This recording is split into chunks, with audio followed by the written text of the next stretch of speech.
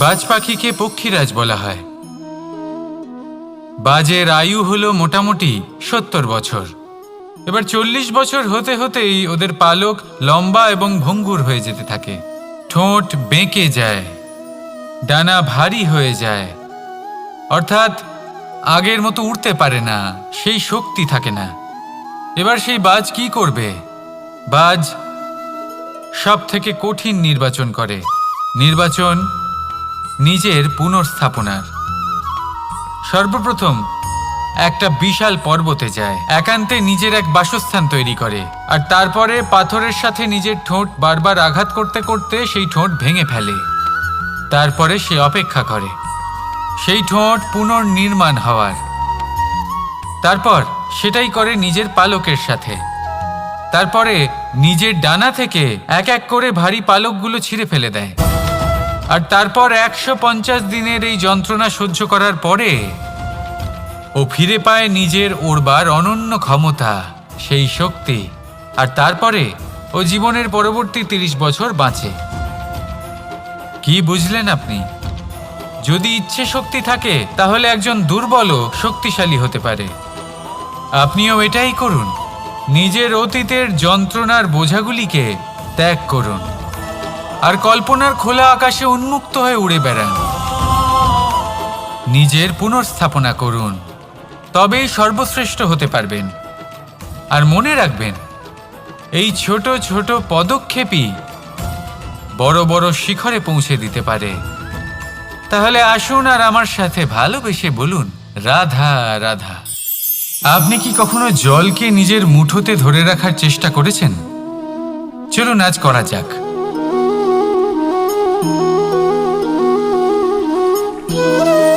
যদি আপনি নিজের মুঠো জোরে বন্ধ করেন, জল ধরে রাখতে পারবেন না। যদি আপনি তাকে এমনি বইতে দেন, তাহলে ও নিজের পথ নিজেই করে নেবে আর আপনার হাতেও থেকে যাবে। আমাদের জীবনও হলো কিছুটা এরকম, জলের মতো। নিজের পথ নিজেই করে নেয় এই জীবন। প্রত্যেক সমস্যার সমাধান নিজেই করে নেয় এই জীবন। তাই জীবনে যখন কোনো পরিস্থিতি আমাদের প্রতিকূল হয়ে থাকে, কিছুই হয়তো আমরা বুঝতে পারছি না, কিছুই যখন বসে থাকে না, তখন আমরা হতাশ হয়ে পড়ি, নিরাশ হয়ে পড়ি। আর এটাই করা উচিত নয়। শান্ত মনে দেখতে হবে যে এই জীবনে আসলে কি ঘটে চলেছে। কষ্ট সবাই ভোগ করেন। কষ্ট পেলে কেউ রেগে যান, রেগে গিয়ে পরাক্রম দেখান। এটাই তো করা উচিত নয়। শান্ত মনে সেটাই করতে হবে যা জীবন আমাদের শেখাতে চাইছে। জীবন আমাদের সব শিখিয়ে দেবে, শুধু মনে রাখবেন কখন প্রয়াস করতে হবে আর কখন আমাদের প্রতীক্ষা করতে হবে, সেটা আগে আপনাকে বুঝতে হবে। তাহলে আসুন আমার সাথে ভালোবেসে বলুন, রাধা রাধা। বল, শক্তি, পরাক্রম এই সংসারের বিকাশের মূল। কিন্তু কখনো ভেবেছেন যে প্রকৃতি আমাদের এই বল, শক্তি, পরাক্রম কেন দিয়েছেন? যাতে আমরা জীবনে কারোর উদ্ধার করতে পারি, কাউকে সাহায্য করতে পারি, কারোর জন্য ভালো কিছু করতে পারি, কোনো গরিব অসহায় মানুষের জন্য কিছু করতে পারি। এই বল, এই শক্তির সদ্ব্যবহার করতে পারি। কখনো দেখেছেন এমন মানুষ যার কাছে অসীম শক্তি আছে, কিন্তু তার সাথেই অসম্ভব অহংকারও রয়েছে? যিনি নিজেকে সর্বশ্রেষ্ঠ বলে মনে করেন, খারাপ কাজও করেন। আপনি দেখবেন প্রকৃতি এবং মানুষ তাকে ভাঙতে সর্বদা চেষ্টা করেন। মনে রাখবেন, যতই সুবিশাল পর্বত হোক না কেন, তা যদি পথে পড়ে, তাকে ভেঙে পথ প্রশস্ত করা হয়। যদি আপনার কাছে বল থাকে, শক্তি থাকে, পরাক্রম থাকে, তাহলে তার সদ্ব্যবহার করুন, কাউকে সাহায্য করুন, কাউকে রক্ষা করুন। যদি আপনি আপনার শক্তির দুর্ব্যবহার করেন, তাহলে মনে রাখবেন আপনি নিজের বিনাশ নিজেই আমন্ত্রণ করছেন। এবার বল অর্জন করার পরে, শক্তি অর্জন করার পরে আপনি নিজেকে বিনাশ করতে চান নাকি এই সংসারের উদ্ধার করতে চান? সিদ্ধান্ত আপনার। রাধা রাধা। মানুষ আর ধন, এই দুইয়ের মধ্যে সম্পর্ক খুব ঘনিষ্ঠ। ধন হলো সেই শক্তি যার ব্যবহার মানুষ করে থাকে সাংসারিক বস্তু ক্রয় করার জন্য, নিজের জীবন যাপন করার জন্য। আর মানুষ হলো সেই শক্তি যারা ধনকে গুরুত্বপূর্ণ করে তোলেন। এবার একটা কথা বলি, ব্যবহার করা উচিত ধনকে আর ভালোবাসা উচিত মানুষকে। এটা বেশিরভাগ মানুষই বোঝেন না। মানুষ এখানেই সব থেকে বড় ভুল করে বসেন। তারা ভালোবাসেন ধনকে আর ব্যবহার করেন মানুষকে। এ হলো অনুচিত। দেখুন, আপনি একটা সূচের দ্বারা যুদ্ধ করতে পারবেন না, আর কোনো তলোয়ার দ্বারা বস্ত্র সেলাই করতে পারবেন না, তাই না? কোনটা কিসের জন্য হয় সেটা বোঝা অত্যন্ত জরুরি। আপনিও সঠিক দিকে অগ্রসর হন। মানুষকে ভালোবাসুন আর ধনকে ব্যবহার করুন। যদি আপনি মানুষকে ব্যবহার করেন তাহলে আপনি ভালোবেসে ফেলবেন ধনকে, আর এই ভালোবাসা ধীরে ধীরে পরিণত হবে লোভে, আর ধীরে ধীরে এটা আপনাকে বিনাশ করে দেবে। তাহলে সমস্ত মানুষকে ভালোবাসুন আর এইভাবে ভালোবেসে বলুন, রাধা রাধা। সাফল্য কে না চান? সাফল্য লাভ করার, শিখরে পৌঁছানোর আলাদাই একটা আনন্দ রয়েছে। আর আপনজনদেরও কে না চান? প্রত্যেক মানুষ চান যেন জীবনে তার কোনো আপনজন থাকে, যারা সবসময় তাদের সাথে থাকবে। কারণ আপনজনের সাথেই তো সাফল্যের আনন্দ সব থেকে বেশি পাওয়া যায়। কিন্তু আসলে কি হয়, অনেক সময় সাফল্যের খোঁজে সেই পথে চলতে চলতে আমরা আপনদের থেকে দূরে চলে যাই। না চাইতেও দূরে চলে যেতে হয়, ওনাদের সাথে সময় কাটাতে পারি না। আর আমরা ভুলে যাই যে সাফল্যের আসল আনন্দ আপনজনদের সাথেই পাওয়া যায়। সফল হওয়ার পরে আপনদের সাথে দেখা হলে তাদের চোখে আমাদের জন্য যে আবেগ থাকে, যে সম্মান, যে প্রেম থাকে, সেটাই হলো আসল পুরস্কার। আমরা সেই কথা ভুলে যাই এবং একা হয়ে পড়ি। বেশিরভাগ সময় এটাই হয়। বেশিরভাগ সময় সফল মানুষগুলি একা হয়ে যান। এবার আপনি কি চান? আপনি অসফল হয়ে দিনগুলি একাকিত্বে কাটাতে চান, নাকি সফল হয়ে আপনজনদের সাথে আনন্দে থাকতে চান? সেই সিদ্ধান্ত আপনার। সাফল্যের পেছনে ছুটুন, নিজেকে উজাড় করে দিন, কিন্তু আপনজনদের সঙ্গ ত্যাগ করবেন না। সেই আপনজন যারা আপনার সাফল্যের জন্য দায়ী, সেই আপনজন যিনি আপনার সাফল্যে আনন্দ পান, সুখ লাভ করেন, তাদের কখনো ত্যাগ করবেন না। আসুন আমার সাথে ভালোবেসে বলুন, রাধা রাধা। ভগবান আর ভক্ত যখন এক আকার হয়ে যায়, যখন ভক্ত তার ভগবানের প্রতি এবং নিজের জীবনের উদ্দেশ্যের প্রতি সম্পূর্ণরূপে সমর্পিত হয়, তখন জন্ম নেয় ভক্তি। এই সংসারের সমস্ত আশা হয়তো আপনার সঙ্গ ত্যাগ করে দিতে পারে, তখনও ভক্তি সাথে থাকবে। ভক্ত আর ভগবান যখন এক আকার হয়ে যায়, তাদের মধ্যে কোনো পার্থক্য থাকে না। তারা এক হয়ে যায়, এক ব্যক্তিত্ব, এক অস্তিত্ব।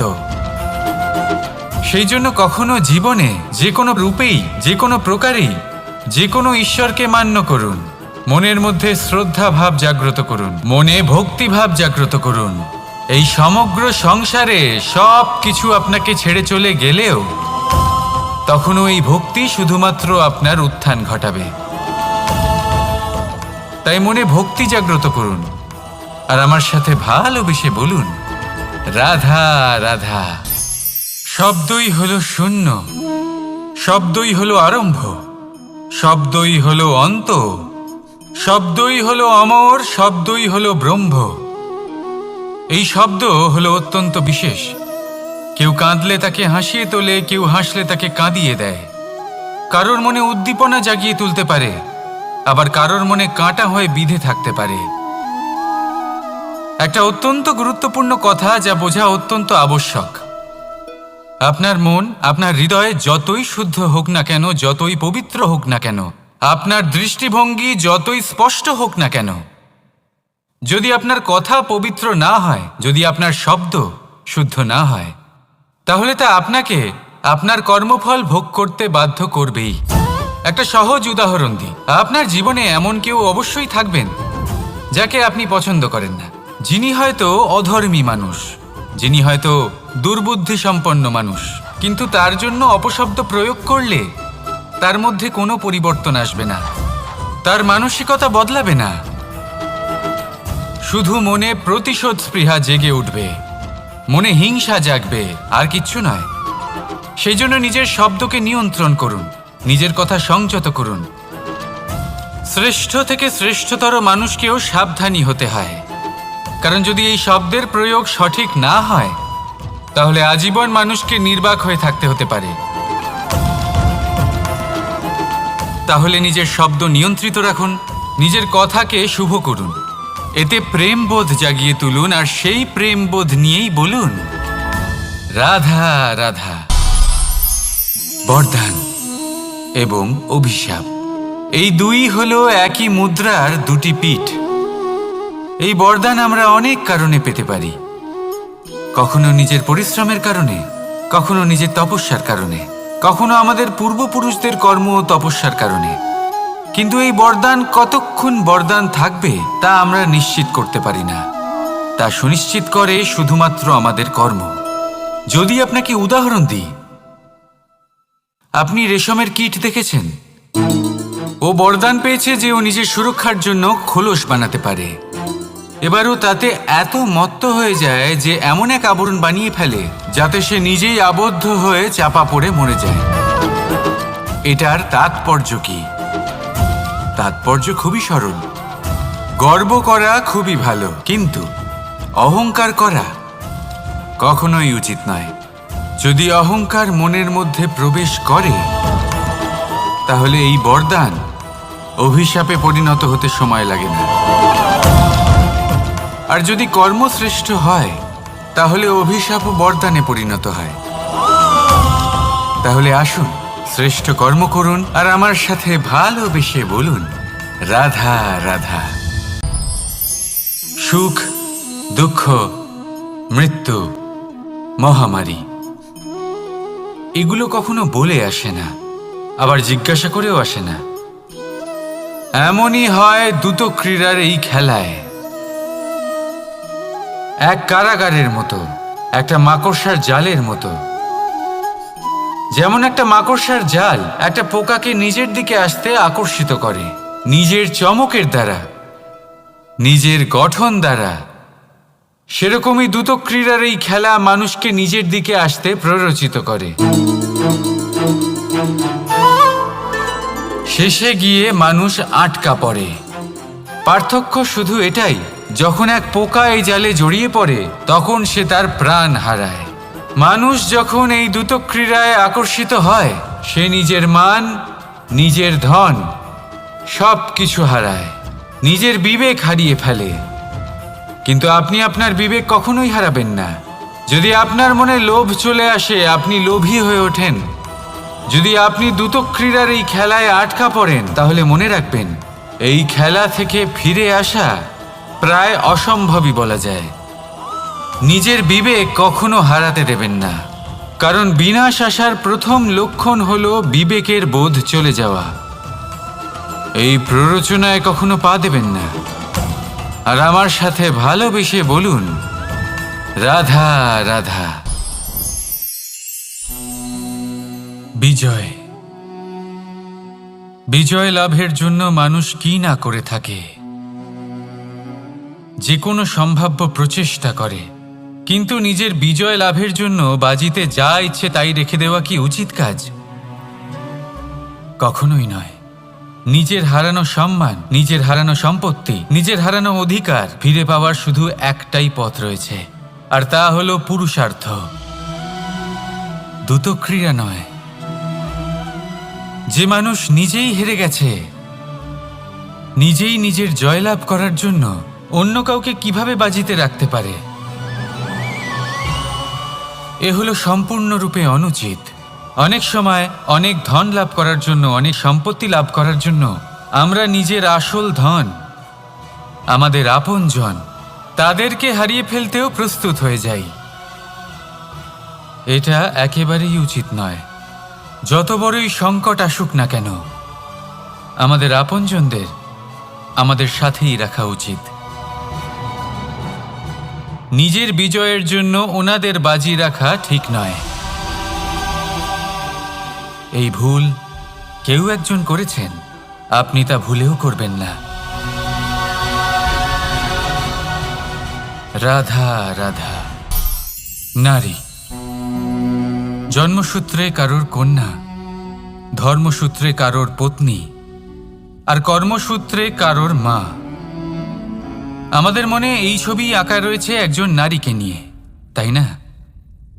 একটা অতুলনীয় ভূমিকা রয়েছে নারীদের আমাদের জীবনে, আর নারী ছাড়া আমরা কিছুই নই। কিন্তু অধিকার, সেখানে আমরা একটা ভুল করে বসি। যখন নারী একজন কন্যা থাকে, যখন সে জন্ম নেয়, তখন তার ওপর অধিকার থাকে তার পিতার। আর তারপর যখন বিয়ে হয়ে যায়, তখন তার অস্তিত্বের ওপর অধিকার থাকে তার স্বামীর। আর যখন তিনি মা হন, তখন নিজেই তিনি জীবনের সমস্ত অধিকার দিয়ে দেন তার সন্তানকে। কিন্তু আমরা কি কখনো এটা ভেবেছি এই জীবন হলো তার নিজের? যে নারী সবার কল্যাণ করছেন, তার জীবনের অধিকারও তার কাছেই থাকা উচিত, তাই না? তার নিজের জীবনের সিদ্ধান্ত সে নিজেই নিতে পারেন, নিজেই নিজের ভাগ্যের রচয়িতা হতে পারেন। আর এর জন্য আমাদের নিজেদের পাল্টাতে হবে, দৃষ্টিভঙ্গি পাল্টাতে হবে। কারণ এই ধারণা সেটা আজ বা কালকের ব্যাপার নয়, এটা ঘটে চলেছে বহু বছর ধরে, আর চলতেই থাকবে যদি আমরা এটা না বদলাই। আর এটা তখনই সম্ভব হবে যখন আমরা নিজেদের মধ্যে পরিবর্তন আনব। তাই আজকের পর থেকে, এই মুহূর্ত থেকে, কোনো নারীর ওপর অকারণ অধিকার স্থাপনের আগে সহস্রবার ভেবে দেখবেন। কারণ যখন নারী নিজের অধিকার কেড়ে নিতে বাধ্য হবেন, তখন শুধু এবং শুধুমাত্র বিনাশই ঘটবে। রাধা রাধা।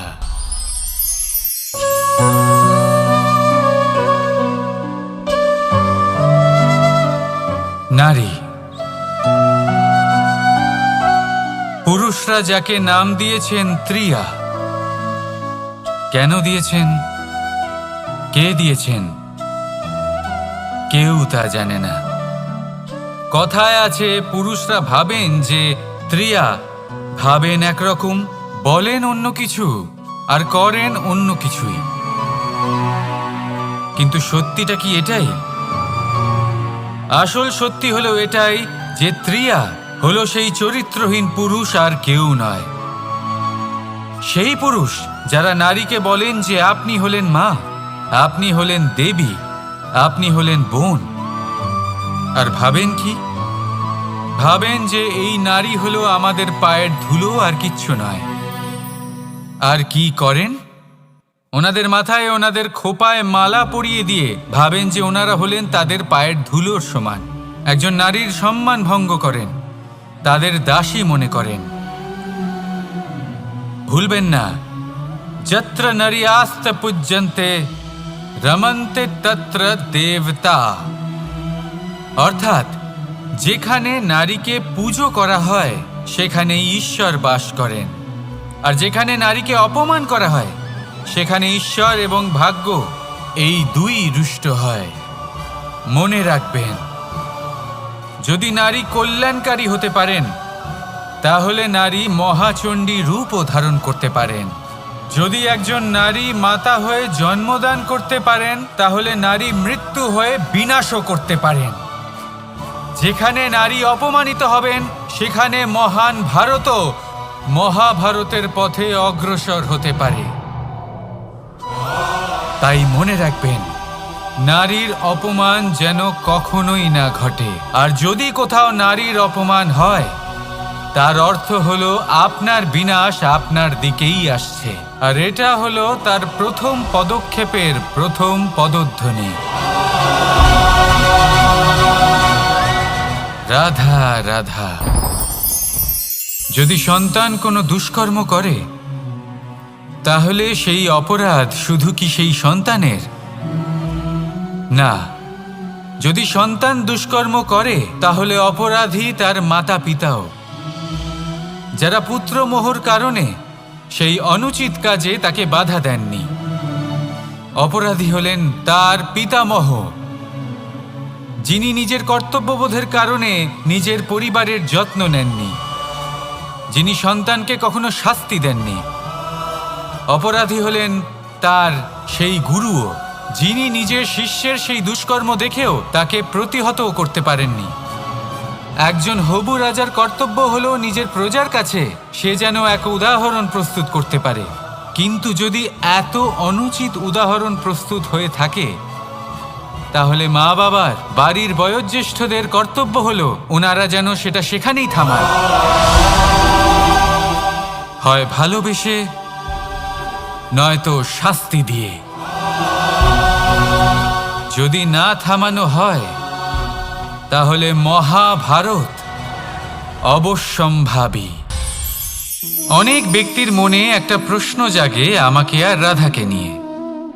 বলেন যে না আমি আর রাধা একসাথে থাকি, না আমাদের বিয়ে হয়েছে, আমি এখানে দ্বারকাতে ও ওখানে বর্ষণাতে, তাও এত ভালোবাসা কি করে? এ কেমন সম্পর্ক? আমি তাদের একটা সহজ কথা বলতে চাই। আপনি কখনো আয়নার দিকে দেখেছেন?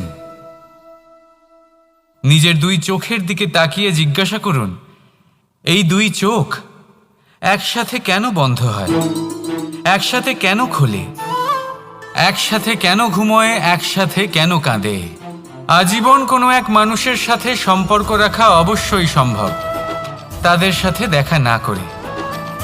আমার আর রাধার ভালোবাসাও কিছুটা এরকমই, আর কিছুটা এরকমই হয় ভালোবাসা দুই নয়নের মতো, যারা কখনোই মিলিত হবে না কিন্তু চিরকালের জন্য একসাথে জুড়ে থাকবে।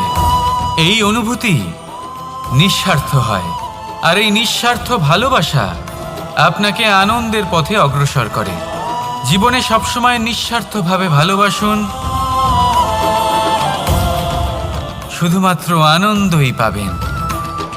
তাহলে আসুন আমার সাথে নিঃস্বার্থভাবে ভালোবেসে বলুন, রাধা রাধা। মানুষ, কোনো ব্যক্তির নির্মাণ হয় কিভাবে?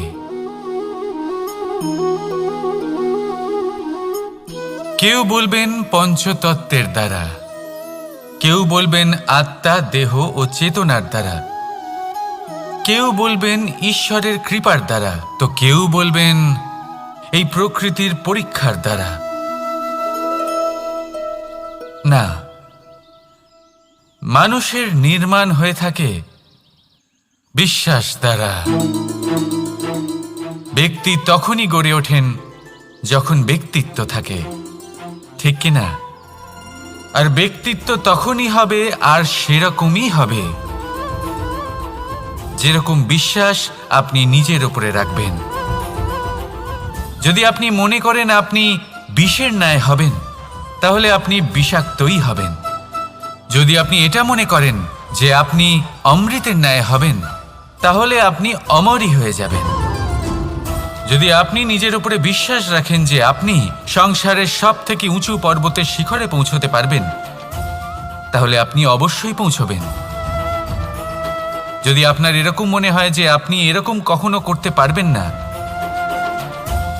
তাহলে এরকম কখনোই হবে না। ভেবে দেখবেন, বিশ্বাসের মধ্যেই বিশ্ব বাস করে থাকে, তো আপনার অস্তিত্ব কেন করবে না? যেমন বিশ্বাস আপনি নিজের উপরে রাখবেন তেমনই আপনি হয়ে উঠবেন। সেই জন্য নিজের উপরে বিশ্বাস রাখুন, আর হ্যাঁ, ভালোবেসে বলুন, রাধা রাধা। শত্রুতা, একজন মানুষ অন্য মানুষের সাথে শত্রুতা করে বসেন, দুজন ঘনিষ্ঠ বন্ধু। এমনও এক সময় আসতে পারে যখন এনারা একে অপরের শত্রু হয়ে ওঠেন। এর অনেকগুলো কারণ হতে পারে। কিন্তু মূল কারণ হলো আলোচনা। আগে হ্যাঁ, আপনি যদি কারোর বিষয়ে আলোচনা করেন তাহলে সে আপনার শত্রু হয়ে যেতে পারে। এবার মনে একটা প্রশ্ন আসতে পারে যে এটা কিভাবে সম্ভব হতে পারে? আলোচনা এটা তো অত্যন্ত জরুরি। যদি আমি নিজের বন্ধুর খারাপ কাজের বিষয়ে আলোচনাই না করি তাহলে সে শুধরবে কি করে? এ কথা সত্যি যে আলোচনা আবশ্যক, কিন্তু তার থেকেও বেশি গুরুত্বপূর্ণ এবং আবশ্যক হলো আপনার এই সিদ্ধান্ত এটাই যে আপনার এই আলোচনা কোন স্থানে করবেন। যদি এটা সবার সামনে করবেন ভাবেন, তাহলে তা অপমানও হয়ে যেতে পারে। যদি এটা আলাদাভাবে করেন তাহলে তা পরামর্শ হয়ে যায়। অপমান কেউ স্বীকার করতে পারেন না, কিন্তু পরামর্শ সকলের ভালো লাগে। তাহলে যদি আপন কারোর জন্য ভালো কিছু চান, কাউকে শুধরে দিতে চান, আর আপনার মনে হয় আলোচনা আবশ্যক, তাহলে সর্বপ্রথম সময়, পরিস্থিতি আর স্থানের কথা মনে রাখবেন। নয়তো এই আলোচনা আপনাকে খুব ভোগাতে পারে। তাহলে আসুন আমার সাথে ভালোবেসে বলুন, রাধা রাধা। আপনার জীবনেও কি সমস্যা রয়েছে? অবশ্যই থাকবে। প্রত্যেকের জীবনেই সমস্যা থাকে। প্রত্যেক মানুষ জিজ্ঞাসাও করেন যে এই সমস্যা আসলে কি আর কেন আসে জীবনে। আপনাকে একটা কথা বলে দিই যে সমস্যা আসলে সেটা নয় যা আপনার পথে বাধা সৃষ্টি করে, বরং সমস্যা হলো সেটাই যেটা আপনি তখন দেখতে পান যখন আপনার একাগ্রতা আপনার পথ থেকে, আপনার লক্ষ্য থেকে সরে যেতে থাকে। আর এই সমস্যাগুলি দূর করার জন্য, এর সমাধান করার জন্য একটাই পথ আছে। নিজের সমস্ত ভাবনা আরো একবার একাগ্র করুন নিজের পথের দিকে, নিজের লক্ষ্যের দিকে। আপনার সমস্ত ভাবনা যদি কেন্দ্রীভূত হয় নিজের লক্ষ্যে, তাহলে এই সমস্যা দূরে থাকবে। যদি এরকম না হয়, যদি আপনার মন একটু অন্যদিকে চলে যায়, তাহলে এই সমস্ত সমস্যা আবার সামনে চলে আসে আর বাড়তেও থাকে। দেখুন, যেখানে আপনার লক্ষ্য রয়েছে, বান যদি সেখানেই চালাতে হয়, তাহলে দৃষ্টি তো সেদিকেই রাখতে হবে। তবেই তো আপনি সেই লক্ষ্য ভেদ করতে পারবেন। সেই জন্য মনে রাখবেন, সর্বদা লক্ষ্য রাখবেন নিজের পথে, সেই পথেই সামনে এগোতে থাকুন নিজের লক্ষ্যের দিকে। আপনি যত সামনে এগোতে থাকবেন এই সমস্যা তত পিছিয়ে যাবে। তাহলে আসুন আমার সাথে ভালোবেসে বলুন, রাধা রাধা। এই পাখিরা সত্যি খুব সুন্দর, আমার খুব ভালো লাগে। আপনি নিশ্চয়ই শুনে থাকবেন যে কিছু পাখির কাছে ডানা অবশ্যই থাকে, কিন্তু উড়তে পারে না। তারা চায় উঁচু আকাশে উড়ে বেড়াতে এবং মেঘেদের সাথে কথা বলতে, করতেই পারে না। এবার এই সংসারেও পাওয়া যায় ঘুড়িও। এদের মধ্যে না জীবন আছে, না প্রাণ আছে, আর না আছে ডানা, কিন্তু এরা আকাশের সাথে কথা বলে, হাওয়ার বেগের সাথে কথা বলে, আনন্দ করে, উৎফুল্ল হয়ে ওঠে। আকাশে জীবনের কিছু মুহূর্ত কাটায়। তার কারণ কি হতে পারে? কারণ হলো সুতো। এই সুতো যদি সঠিক হাতে থাকে, তাহলে এই কাগজের তৈরি ঘুড়িও আকাশের উচ্চতায় উড়ে বেড়াতে পারে। এবার এই সুতো আসলে কি? এই সুতো হলো আসলে ভালোবাসা। এই সুতো হলো আসলে বিশ্বাসের। আর এটা আপনি দিয়ে থাকেন তাদের হাতে যাদের আপনি বিশ্বাস করেন, যাদের আপনি নিজের সর্বস্ব দিয়ে দেন। ভেবে দেখুন, এই ভালোবাসা আর বিশ্বাসের সুতো আপনি যদি সঠিক মানুষের হাতে দিয়ে দেন, তাহলে আপনি অনেক উচ্চতায় উঠতে পারবেন, আকাশের উচ্চতায় উড়ে বেড়াতে পারবেন, মেঘের সাথে কথা বলতে পারবেন, পাখিদের মতো উড়তে পারবেন, যা ইচ্ছে তাই করতে পারবেন। শুধু এই মানুষ সঠিক হতে হবে, এমন একজন মানুষ যার মনে আপনার জন্য ভালোবাসা রয়েছে, এমন এক মানুষ যার মনে কোনো স্বার্থ নেই, যিনি পরোপকারী, এমন একজন ব্যক্তি যিনি আপনার অস্তিত্বকে বাইরে নিয়ে আসতে পারবেন, তাকে উজ্জ্বল করে তুলবেন। তাহলে ভালোবাসুন, আনন্দ করতে থাকুন, আর এই আনন্দ সহকারে বলুন, রাধা রাধা।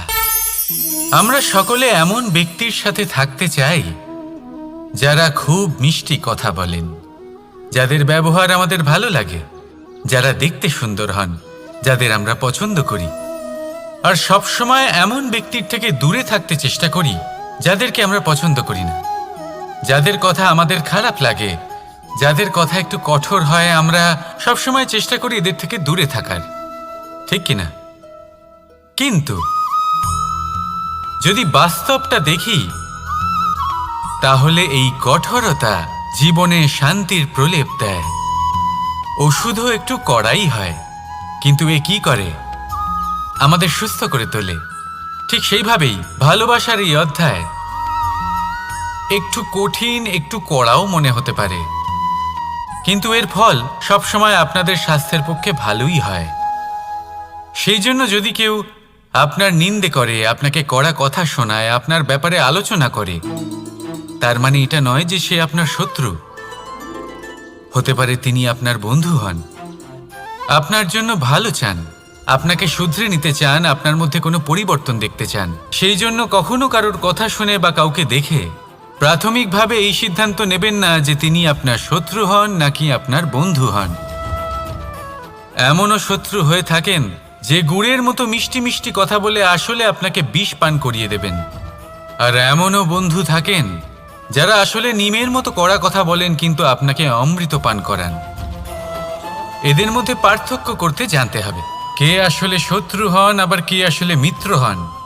এই পার্থক্য যখন আপনি করতে শিখবেন, তখন আপনি এই সংসারের সব থেকে সুখী প্রাণী হয়ে উঠবেন। এই পার্থক্য বোঝা সহজ নয়, কিন্তু অবশ্যই আবশ্যক। রাধা রাধা। অসুখ। এমন কোনো মানুষ আছেন এই সংসারে যার অসুখ করে না? প্রত্যেক মানুষ কখনো না কখনো অবশ্যই অসুস্থ হয়েছে, তার এই শরীর রোগের শিকার অবশ্যই হয়েছে। এবারে দেখুন, এই রোগ আসে আবার এই রোগ চলেও যায়, কিন্তু সেই রোগ আমাদের কষ্ট দিতে কেন সক্ষম হয়? কারণ হলো স্বচ্ছতা। যদি এই স্বচ্ছতা শরীরে না থাকে, তাহলে মানুষকে শারীরিক কষ্ট পেতেই হবে। ঠিক সেইভাবেই অত্যন্ত প্রয়োজনীয় হলো এই স্বচ্ছতা যেন মনেও থাকে। যদি এই স্বচ্ছতা মনে না থাকে, তাহলে মানুষ চারিত্রিকভাবে কষ্ট সহ্য করেন।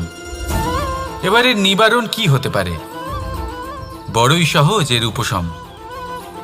যদি রোগ শরীরে হয়, তাহলে সর্বপ্রথম স্বচ্ছতা বজায় রাখতে শিখুন, এই শরীরকে পরিষ্কার রাখতে শিখুন। বিচক্ষণতার সাথে এই রোগের সম্মুখীন হন, ভয় পাওয়ার কোনো দরকার নেই। ব্যায়াম করতে থাকুন, সব ঠিক হয়ে যাবে। সেইভাবেই যদি এই অসুখ মনে হয়, তাহলে কি করা যায়? সর্বপ্রথম তার আধারের উপরে নজর দিন। আপনার এই আধারই হলো আপনার আহার। যা আপনি আহার করবেন সেরকমই মানুষ হয়ে উঠবেন। সেইভাবেই আপনি যেরকম ভাবেন সেরকমই মানুষ হয়ে উঠবেন। সেই জন্য নিজের ভাবনাকে শুভ করুন, নিজের দৃষ্টিভঙ্গিকে শুভ করে তুলুন, সব কিছু সঠিক হবে। আপনার আমার সবার মধ্যেই এক রাক্ষস বাস করে, তার সম্মুখীন হন, তাকে পরাস্ত করুন।